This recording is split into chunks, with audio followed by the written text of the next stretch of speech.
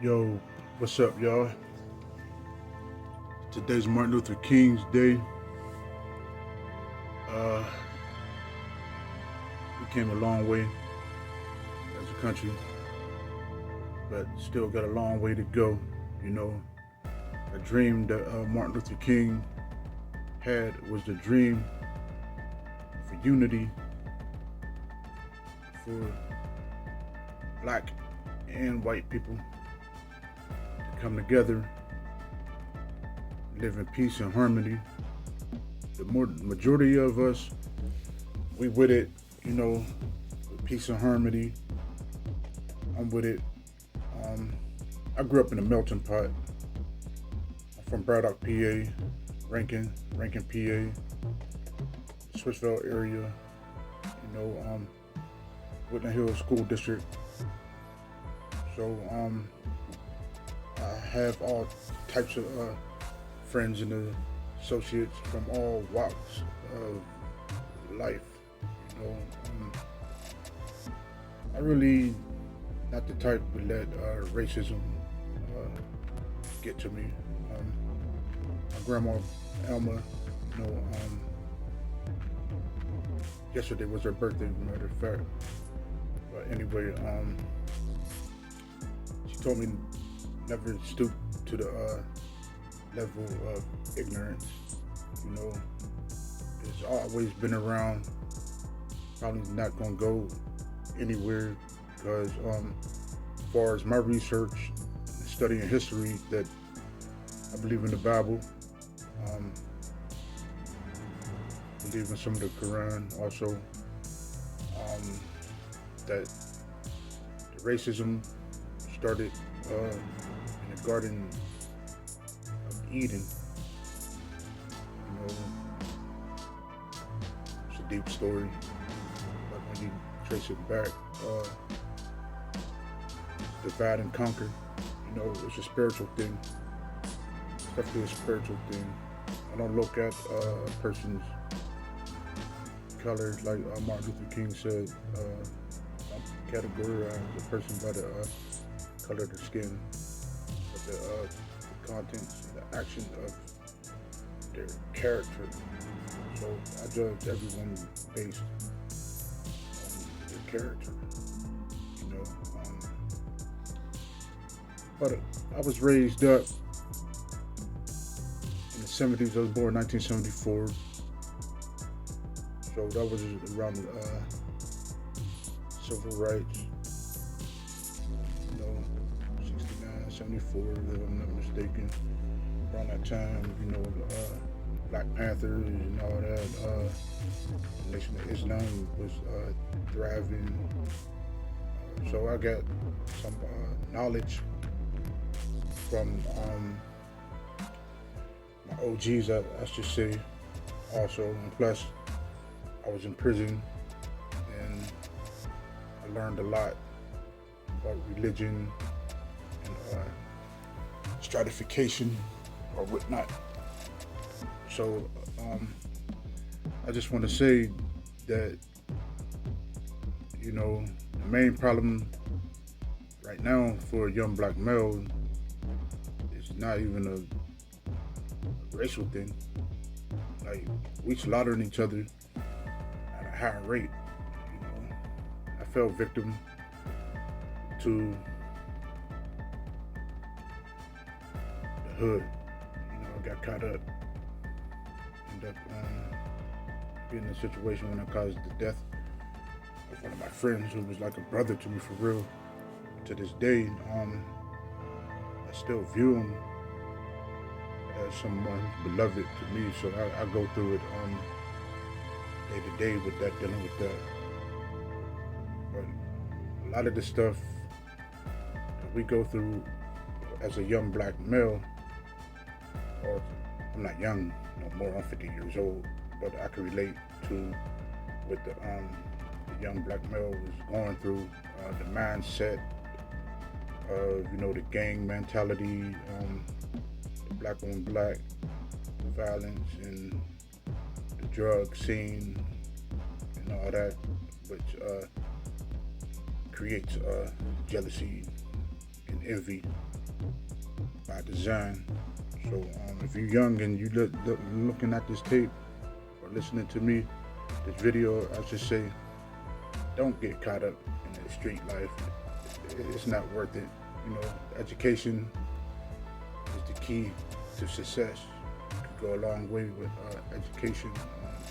I used to play sports. I played football for East Woodland Hills and West Woodland Hills. Also Allegheny Academy. It was a juvenile after school type program where I actually played varsity football at the age of 14. I was on the varsity football team. You know, we had black and white people, people walks of life on that team. That's one good thing about sports, you know, it unifies the masses. Wrestling, I had Coach Katrina from Penn Hills was one of my coaches. He's a good coach. Showed me a lot of moves. All the coaches that I ever, Coach Browski, semi-pro, Coach Novak, was up in the hills. I ran across him a couple times in the wrestling. He was a football coach too. And Coach Suvak, West Woodland Hills, Coach Pluto, East Woodland Hills. And I had a host of teachers who were white, and they took the special, you know, time out to sit down with me to teach me how to read.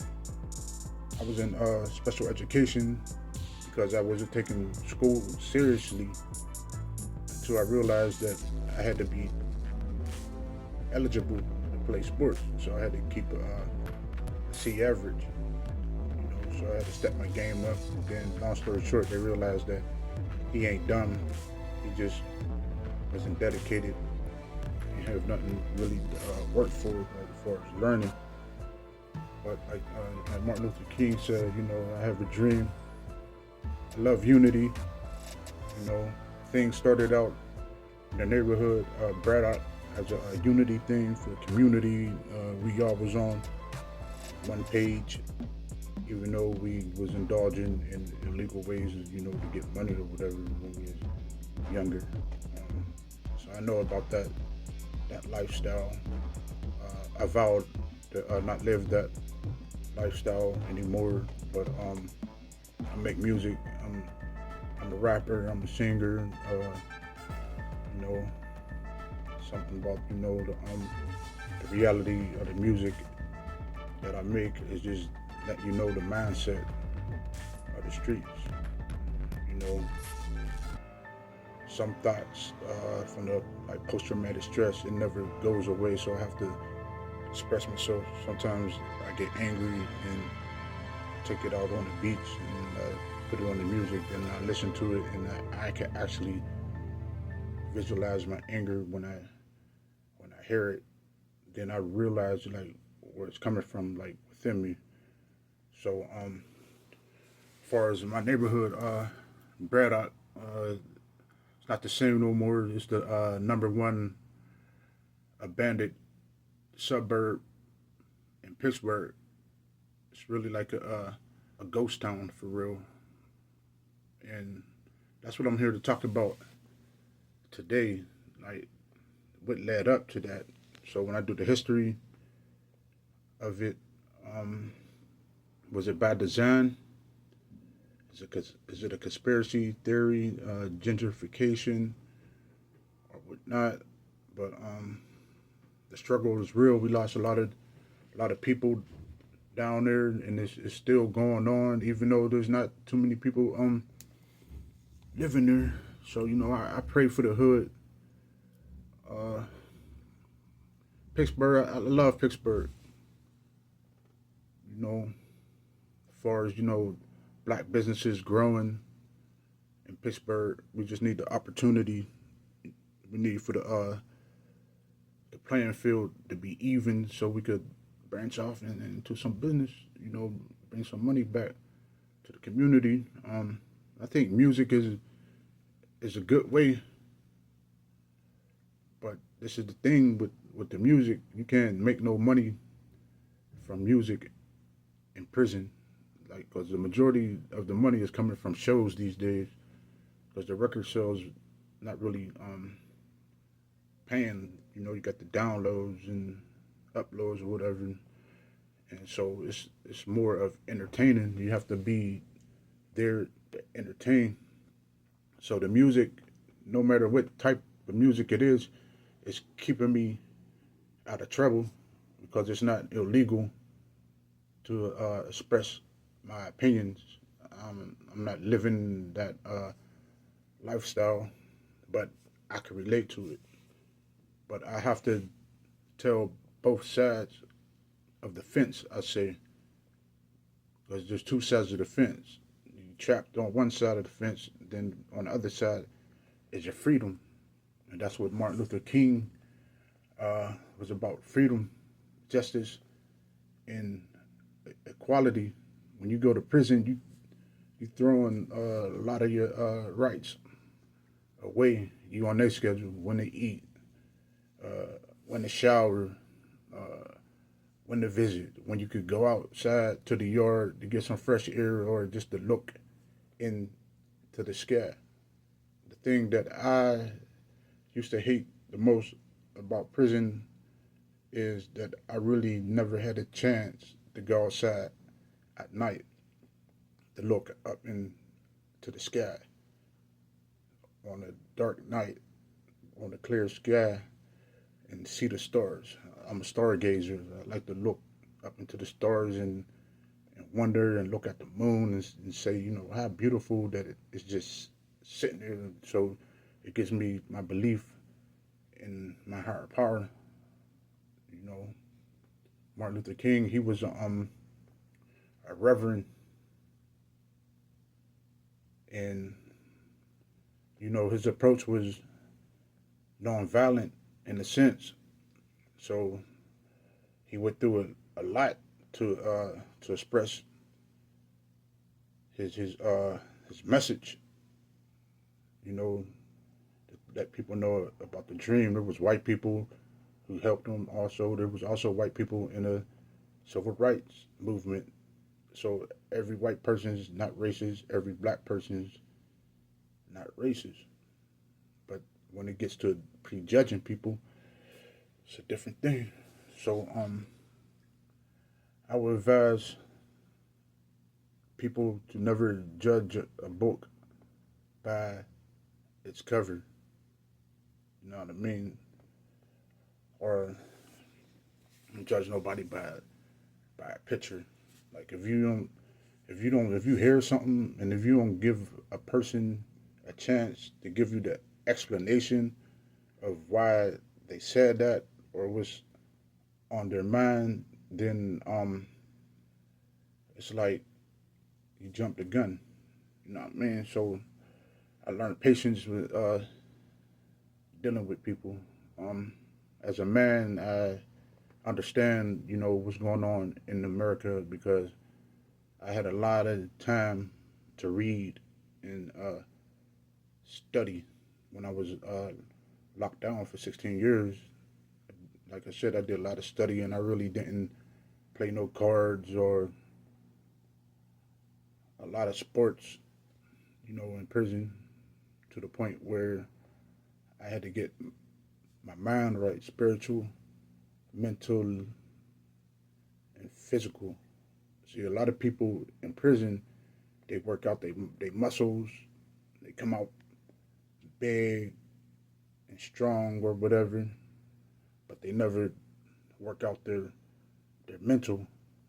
So some of us, we come out here mentally weak and don't know what we up against. So by me doing the studying, knowing statistics, and how prison work, how the streets work, it's just a trickle down effect where some of us get out and go right back into the same lifestyle that we used to live. It happened to me once. I got paroled my first time, and it wasn't long before I was almost full blown back into the old lifestyle that put me in prison. Was different this time. I'm not doing anything illegal. You feel me? So that way, if I'm not breaking the law, I can't go to prison. Unless there's a thing of mistaken identity, but that's another topic. But I love my country. I'm patriotic, believe it or not. Uh, I wanted to go to the military. I wanted to go to the Navy. I always wanted to play football for Navy, but I ended up catching a juvie case and end up being a young father at 18, so I didn't go. But I have people in my family who were to the military. They're doing well, um, you know. So sometimes it's a good opportunity to get out of the impoverished conditions and the projects and stuff like that. I lived in the projects. I lived in Talbot Towers projects, which was a now I know as I grown up it wasn't a good place. It was one of the worst projects in the country at the time. I lived in Hawkins Village. You know, usually when you hear the word project, it's a different type of life where we learn that we have to defend ourselves. You know, so the thing with like Martin Luther King and the nonviolence thing like that, it takes a strong man to get punched on and don't swing back, turn the other cheek, as you say, you know. But I wrestle with that. I deal with that to this day. I try to avoid all the riffraff or whatever, because I believe in self-defense. You know, that's the law of the land. You know, stand your ground. And another thing, just because somebody uh, punch on you, that don't give you the right to shoot them. So it has to be like the same type of treatment, you know. But that's another story. I don't want to get in. I don't want to get into the law.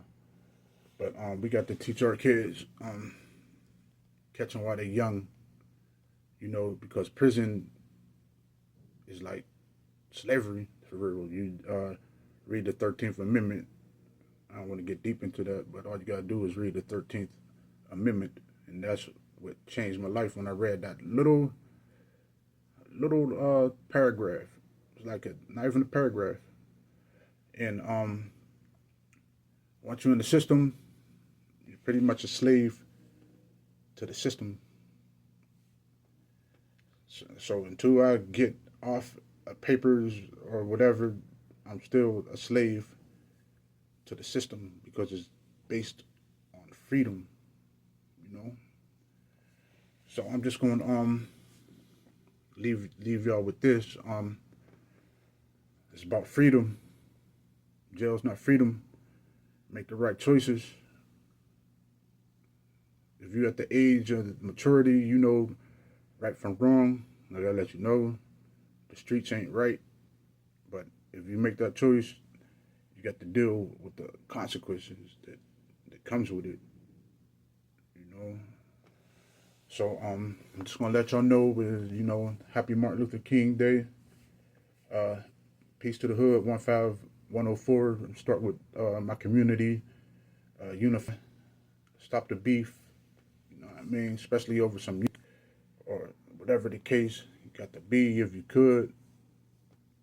If you can't the beef with who you beefing with, don't let the kids grow up inherit that beef, because it's never gonna stop, and it's gonna go on and on and on and on, like the situation in California. I don't want to go too deep into that. But like the Crips, they've been, and other gangs been going at it for decades and decades. You know, um, so when would it start? When would we learn? Just be on the lookout for some of my music. Depends on what mood I'm in. Sometimes, like I said, if I got anger issues, I got to let that energy out. Um, Peace. Da-LiTe. We are all one people. Believe that. There's only one race. That's the. I haven't seen an alien yet. If you see an alien, let me know. If you see somebody who ain't bleeding red when they get cut, then that's an alien. For real. We are one human family. Peace.